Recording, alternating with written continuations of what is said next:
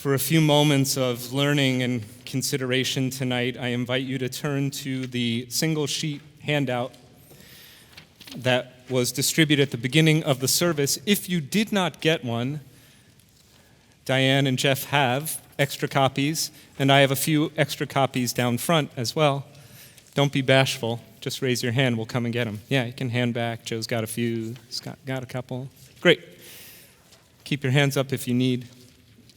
Because we have people who are joining us via the live stream, only somebody with a microphone can be heard across the internet, so I have to be the one to read tonight.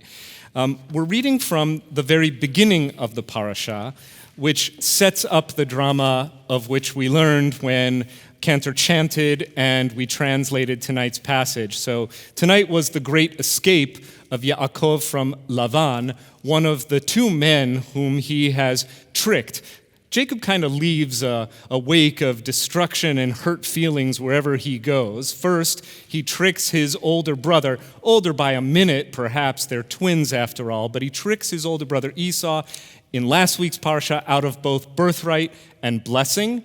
In this week's parsha, he gets his comeuppance when Lavan tricks him first by making him marry the wrong sister and saying to him at the time, by the way, yeah, well, Jacob, this is not how we do it in our place, to place the younger ahead of the older. It's as if Laban is saying, yeah, we know all about you, Jacob, and the way you roll. It's not how we roll in the old country. Then Jacob eventually earns a living, becomes, as it were, an honest man, and decides the only way that you can deal with a trickster is to be a trickster. He knows, after all, what it is to be a trickster, and so he leaves under the cover of night, taking with him a lot of flocks and herds, all of his accumulated wealth, as well as his family, and gets into this argument on the heights where the two have pitched their tents and have this tense confrontation. So that's what happens this week. And then next week, he has unfinished business with Esau. So if you're kind of reading the Jacob story, it really does play like an amazing dramatic miniseries. You just got to follow it over the next few weeks. There's your incentive to come back next Shabbos. Okay. But I want to consider the opening passage, and in particular, a curious bit of Rashi, the great French sage, who comments on, if not every verse, then certainly every page of Torah, with interesting insights that are drawn from his own acuity with the text, and also from his stupendous command of midrashic literature. So Rashi was not only an original thinker with lots of insight into the text of his own, but he also has this encyclopedic command of all of the rabbinic legends and traditions about the Torah stories, and he frames little nuggets from the Midrash. Let's see what Rashi has to say about the passage at the head of the Parsha. Yaakov left Beersheba and set out for Haran. So Beersheba, we probably know, is the kind of the northern part of the Negev. It's the largest city in the desert in the south of Israel.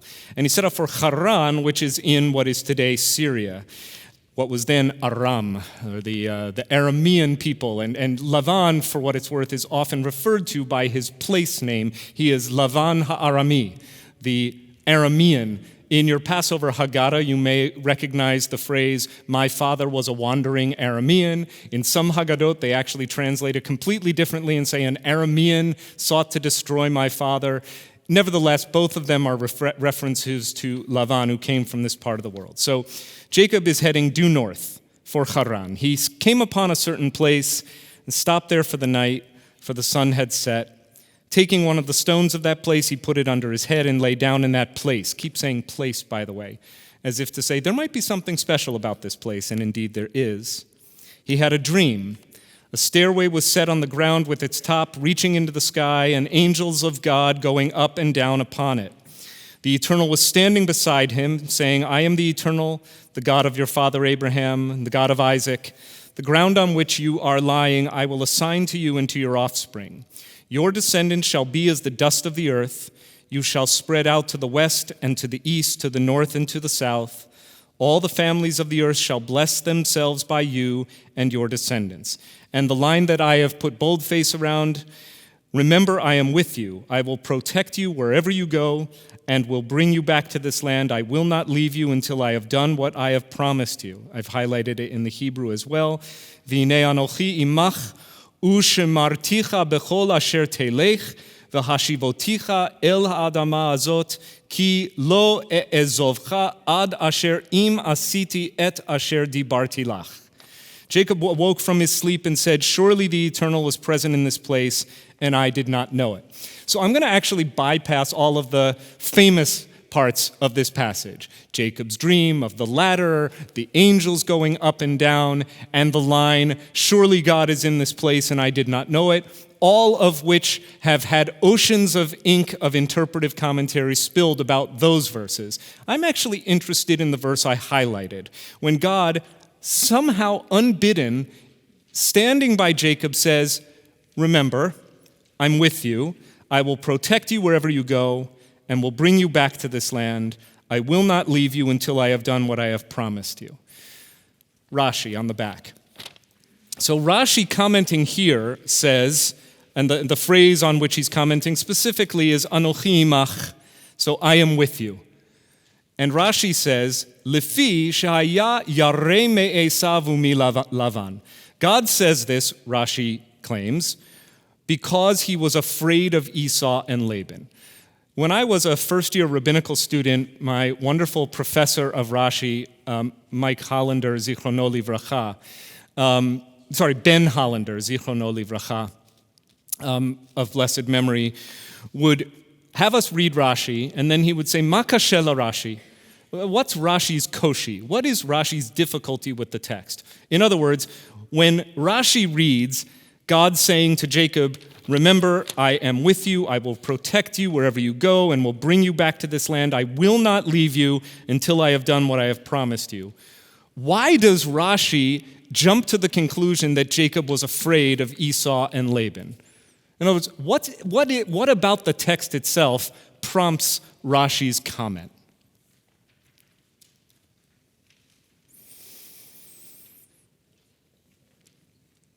Yeah, what do you think?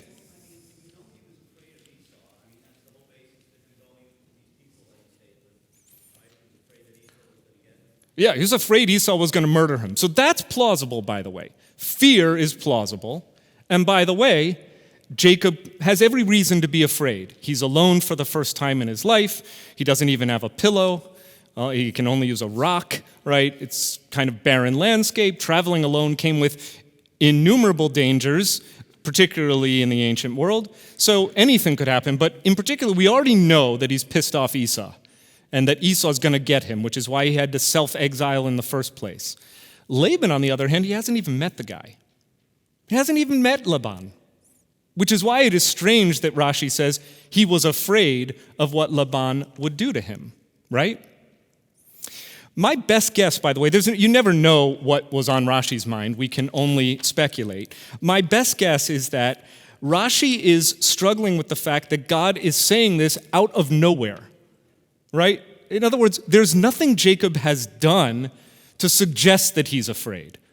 We as readers may read into the text and assume he might be afraid. I think your comment about Esau is spot on.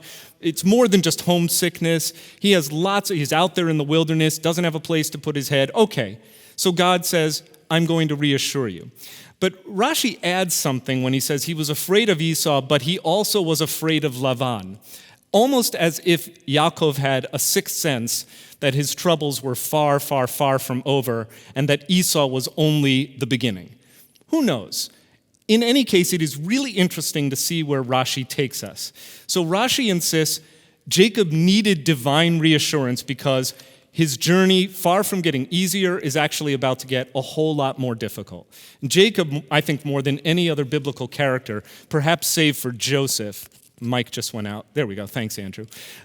Perhaps save for Joseph, Jacob is a character who is molded by suffering, right? It only in the crucible of exile from his family and the estrangement from his brother who wants to murder him and being tricked into the wrong marriage by his father-in-law and 21 years of unfulfilled payment for incredibly difficult toil. Only after all of that does Jacob finally come into his own, and then shortly thereafter, There's the whole episode with Joseph and Benjamin, and he's bereaved of his only beloved son, or his favorite son, and so Jacob really suffers a lot.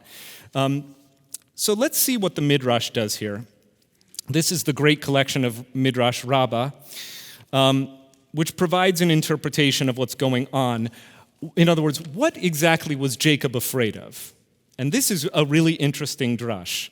Then Jacob was greatly afraid and was distressed. So in Genesis 32, we finally get what Rashi knows the Torah includes, but Jacob couldn't have known it at that time, which is that he will be afraid.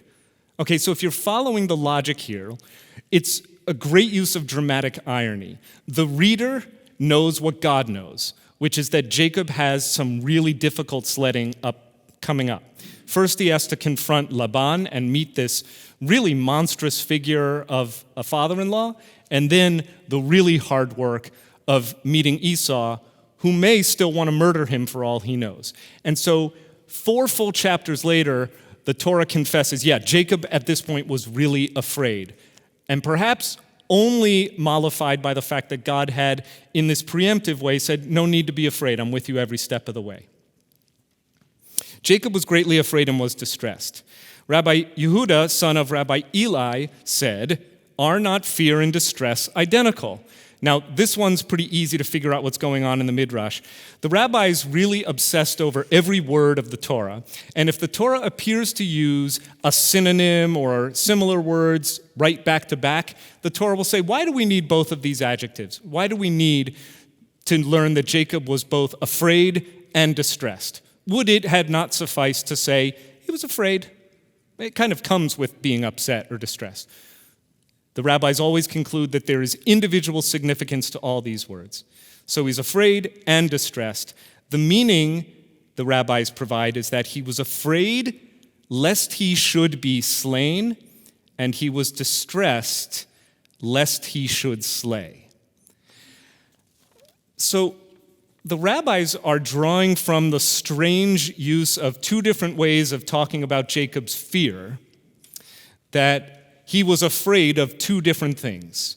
In these difficult confrontations with his relatives with whom he had spoiled relations, estrangement, deception, murderous intent, Jacob has reason to fear. But what's interesting is that the rabbis insist he was afraid of 2 different things. He was afraid that he might get killed. That's reasonable. Knowing what we know about Esau, entirely plausible. Esau was a big, burly guy. The last thing Esau said is, I'm going to kill him, basically. Jacob's mother said, you should probably leave the house because Esau's going to kill you. Laban, he's learned through a lot of tough luck and tough relations that even his father-in-law has not treated him like a mensch, that people will let you down, people will trick you. So he's been through a lot. But he's also afraid that he might do something he does not want to do, which is actually to kill. And it's really that double fear that resonated with me this week, because I think every Israeli who's serving in the IDF, or every family member of someone serving in the IDF, is in touch with both kinds of fear. The fear of death, the fear of being killed in this horrific conflict, and also something that every Israeli who enlists in the IDF, which is of course part of growing up in Israel, and every parent who sends a child off to Tzahal to enlist in the IDF feels. Not only what will happen to my child, is she safe, is he safe, will he or she be killed in this terrible conflict, but also the things that they will be asked to do to defend the state of Israel will change them, will indeed traumatize them. And every Israeli parent and every Israeli grandparent knows this. And so the fear that Israelis are feeling is actually the fear of the original Yisrael, who of course was Yaakov. Yes, afraid that he might get killed, but also afraid that he might have to do the unthinkable. And as I reflected on that theme and how timely it is, I remembered an interview, I think it was on Face the Nation, with, was it Bob Schieffer? Can we watch that clip? Thanks, Andrew.